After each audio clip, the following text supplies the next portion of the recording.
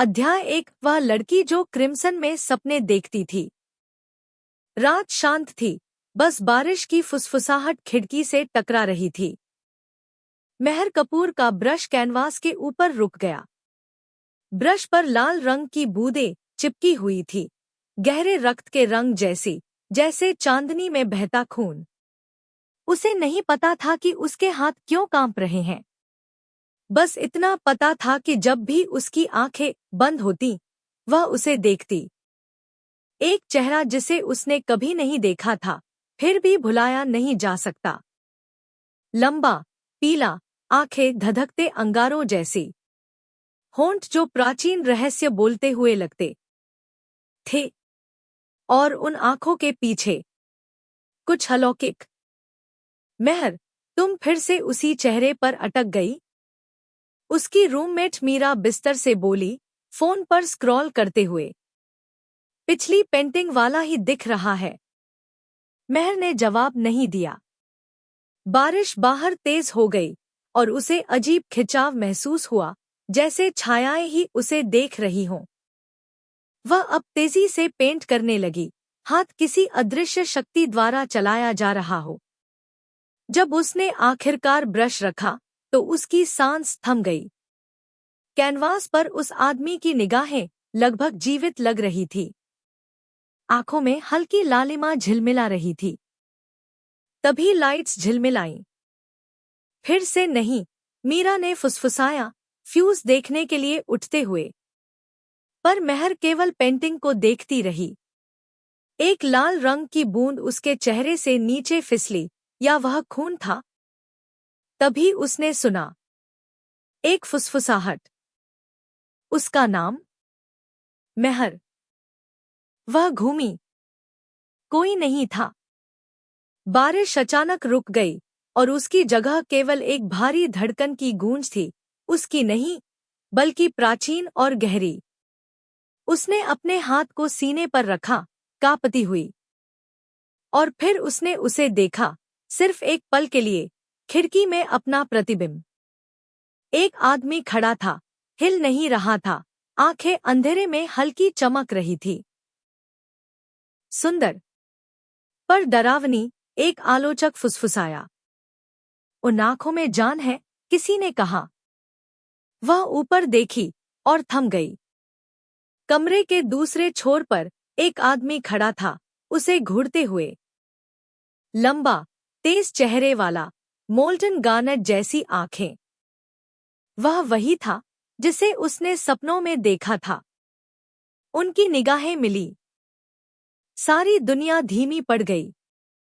वह भीड़ से निकला, जैसे यह दुनिया उसका नहीं थी। जब उसने बोला, उसकी आवाज धुंधली और गहरी थी। तुमने मुझे पेंट किया। मेहर की सांस रुक गई।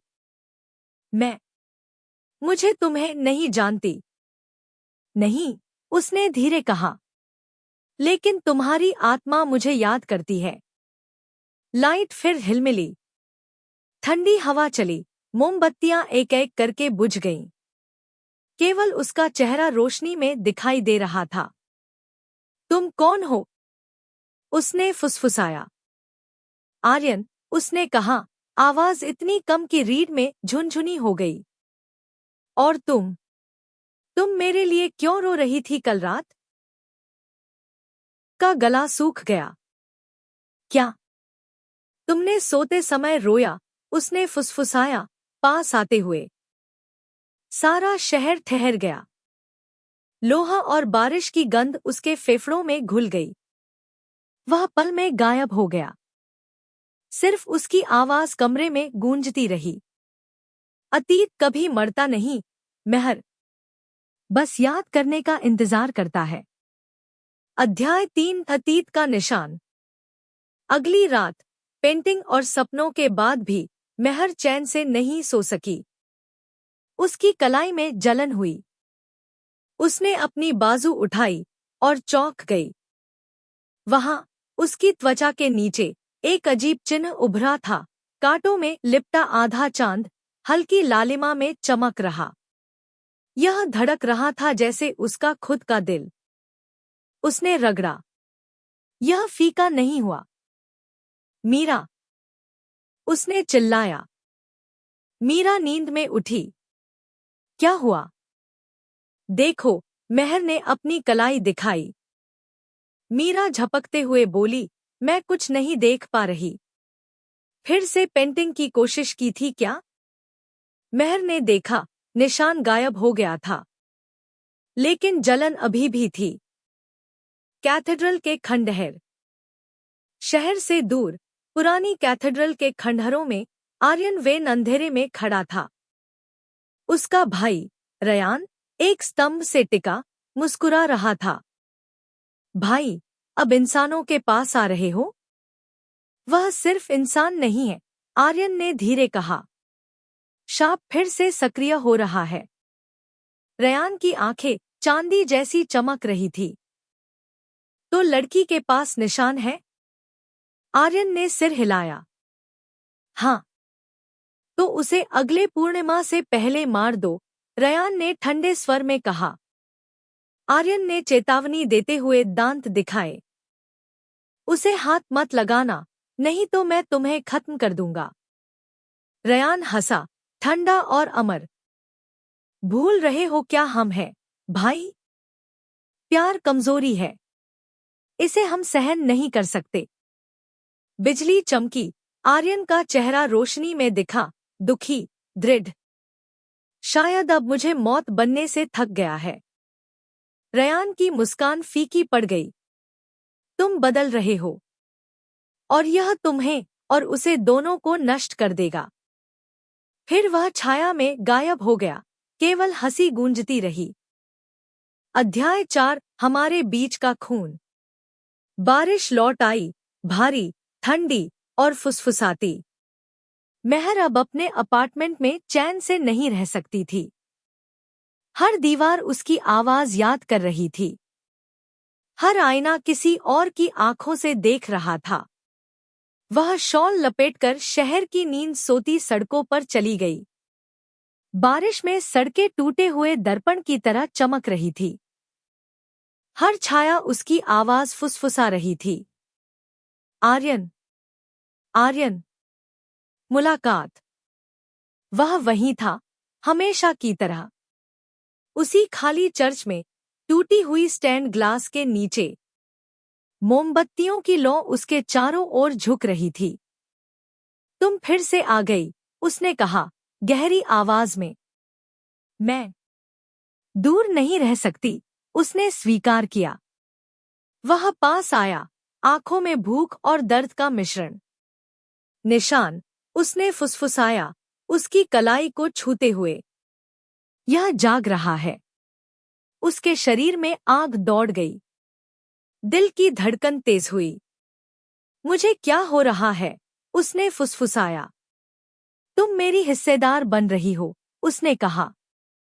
पहली छुअन। आर्यन ने दूरी कम की। उसके हाथ उसके हाथों के पास थे। अगर मैं ऐसा होने दूं, उसने आवाज कांपती हुई में कहा। यह दर्द देगा, उसने स्वीकार किया। लेकिन यह हमारे शाप को तोड़ने का एकमात्र रास्ता है। उनकी उंगलियां टकराईं। आग दौड़ी, शरीर गर्म हो गया। आर्यन, मैं महसूस कर रही हूं। मैं तुम्हें महसूस कर रही हूं, उसने झुककर कहा, और मैं तुम्हें। मेरी आत्मा में। खतरा। अचानक दरवाजे फटके। तेज हवा से मोमबत्तियां बुझ गई। रयान छाया से निकला, आंखें चांदी जैसी चमक रही थी। भाई, सोचते हो उसे अपने पास बांध सकते हो? निशान मेरा है। अगर तुम नहीं करोगे, मैं करूंगा। आर्यन नेफ दिखाए। उसे छोड़ दो। अभी। रयान हंसा। शाप प्यार को माफ नहीं करता, आर्यन। यह सजा देता है। बिजली चमकी। निशान और भूख दोनों बढ़ गए। अब चुनाव मेहर का था। अध्याय 5, आग का स्वाद। शहर सो रहा था, लेकिन मेहर नहीं। निशान की आग उसके भीतर बढ़ रही थी। वह सड़कों पर चली, अनजाने में हर छाया उसकी ओर खिंचती। वह चर्च में पहुंची। आर्यन वहीं खड़ा था। तुम फिर आई, उसने फुसफुसाया। मैं दूर नहीं रह सकती, उसने कहा। उनके हाथ छुए। आग दौड़ी। रयान फिर आया, खून, भूख और शक्ति से भरा। भाई, अगर तुम उसे नहीं संभाल सकते तो मैं करूंगा। अगली लड़ाई और चुड़ैल सांप की पूरी कहानी यहीं से शुरू होती है।